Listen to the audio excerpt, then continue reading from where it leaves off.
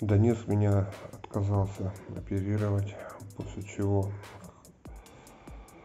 в родбольнице, второй этаж, отделение хирургии, Игорь Федорович Самарин, заведующий.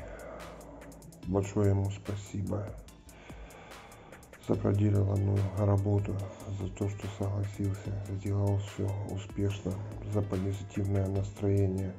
Рекомендую этого человека, вот такой мужик. Много он мне в душу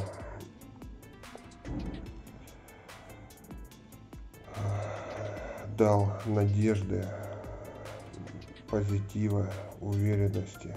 Он принимал участие в моей операции, контролировал полностью ампутацию левой конечности, удаление очага загноения.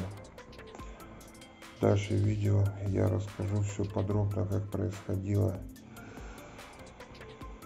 вскрывание раны, как происходили перевязки с бинтами, как происходила операция. Просто мужики в больнице города Макеевки, родбольнице, отделение хирургии, второй этаж. Большое вам спасибо.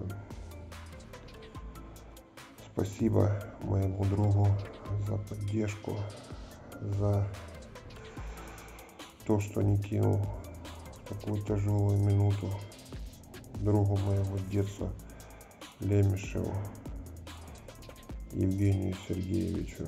Спасибо, Жень. Спасибо моим друзьям. Спасибо моим подписчикам за поддержку, за добрые, теплые слова.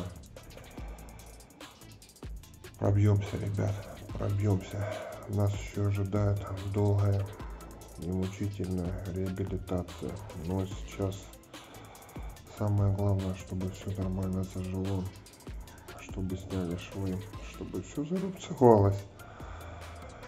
Следите за моим видео. Давайте, мужики.